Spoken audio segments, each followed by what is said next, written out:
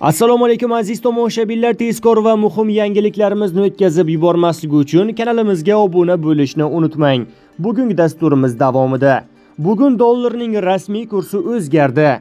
AQShda quyon sababli samolyot yonib ketdi. Olimlar yerdan boshqa hayot bo'lgan sayyorani aniqlashdi. Endi shular haqida batafsil videoni oxirigacha tomosha qiling. Dollarning rasmiy kursi o'zgardi.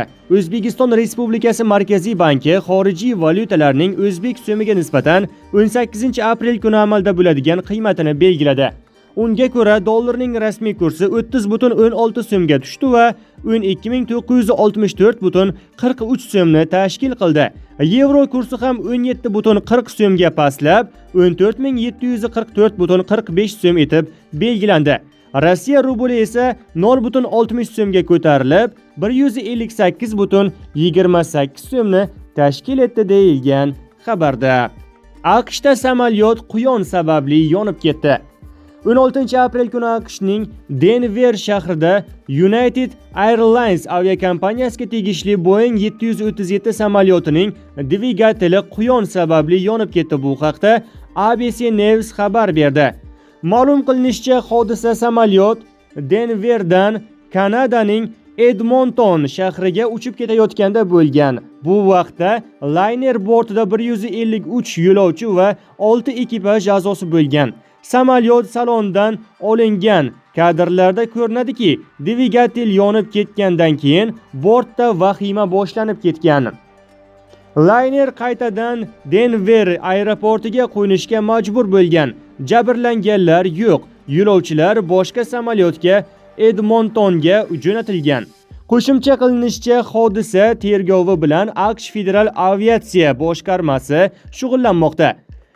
Ekspertlarning aniqlashicha, ushbu voqea quyonning samolyot turbinasiga kirib qolishi bilan bog'liq 4-holat sanaladi.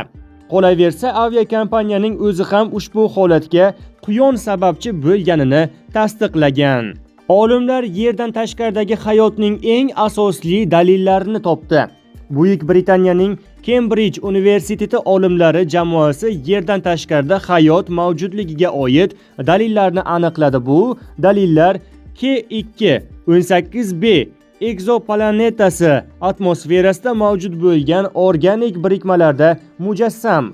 Ushbu sayyora Arslon yulduzi turkumiga joylashgan bo'lib, yerdan 124 yorug'lik yili uzoqlikda joylashgan. Bu haqda universitet portalida e'lon qilingan maqolada keltirilgan.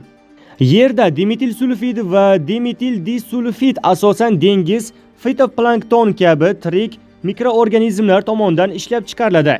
Garchi K2-18b atmosferasida bu molekulalarning manbai noma'lum kimyoviy jarayon bo'lishi mumkin bo'lsa-da, ushbu natijalar hayot bizning quyosh tizimimizdan tashqarisidagi sayyoralarda ham mavjud bo'lishi mumkinligining eng asosli dalillari deyiladi maqolada.